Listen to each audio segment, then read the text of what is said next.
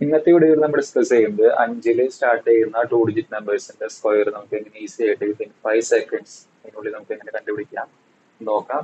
നേരെ മെത്തേഡിലേക്ക് കിടക്കാം. അപ്പൊ നമുക്ക് 50ന്റെ സ്ക്വയർ, 51ന്റെ സ്ക്വയർ, അങ്ങനെ ഇവിടെ വരെ 59 വരെയുള്ള നമ്പേഴ്സിന്റെ സ്ക്വയർ ഈസി ആയിട്ട് നമുക്ക് എങ്ങനെ ഈ ഒരു മെത്തേഡ് വെച്ച് കണ്ടുപിടിക്കാൻ നോക്കാം.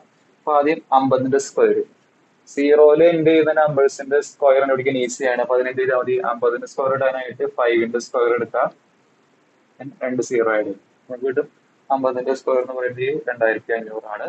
ഇനി 51ന്റെ സ്ക്വയർ കിട്ടാനായിട്ട് ആദ്യം ചെയ്യണത് ഈ 5 കഴിഞ്ഞിട്ട് വരുന്ന നമ്പർ അതിന്റെ സ്ക്വയർ ആദ്യം, അതായത് ഇവിടെ 1ന്റെ സ്ക്വയർ, 1ന്റെ സ്ക്വയർ 1 ആണ്. അപ്പൊ ഇതിങ്ങനെ എഴുതണം 0 1.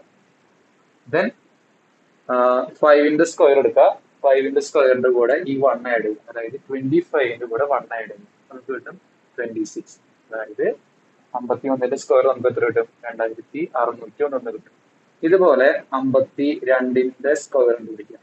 അപ്പൊ അതെന്ത് ചെയ്യണം, 5 കഴിഞ്ഞിട്ട് വരുന്ന നമ്പറിന്റെ സ്ക്വയർ എടുക്കുക, 2ന്റെ സ്ക്വയർ എത്രയാണ് 4, നമ്മളതിന് 0 4 എന്ന് എഴുതും. അതിനുശേഷം എന്ത് ചെയ്യണം, അതിന് ശേഷം എന്ന് പറയുന്നത് 5 സ്ക്വയറിന്റെ കൂടെ 2 ആഡ് ചെയ്യണം, അതായത് 25ന്റെ കൂടെ 2 ആഡ് ചെയ്യണം, 27 നമുക്ക് കിട്ടി. 52ന്റെ സ്ക്വയർ എന്ന് പറയുന്നത് 2704 ആണ്. 53ന്റെ സ്ക്വയർ, ആദ്യം 3യുടെ സ്ക്വയർ എടുക്കുക, 9 ആണ്, സോ 0 9 എന്ന് എഴുതി.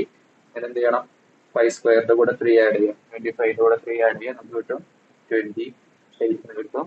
53ന്റെ സ്ക്വയർ കിട്ടി 2809. ഇതുപോലെ 54ന്റെ സ്ക്വയർ, ആദ്യം 4ന്റെ സ്ക്വയർ എടുക്കുക, 16 ആണ്.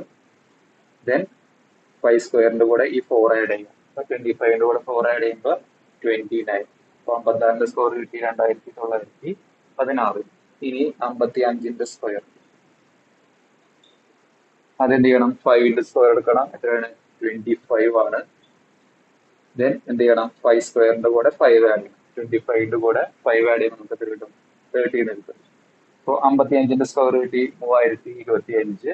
ഇതുപോലെ 56ന്റെ സ്ക്വയർ, ആദ്യം 6ന്റെ സ്ക്വയർ എടുക്കുക, എത്രയാണ് 36 ആണ്.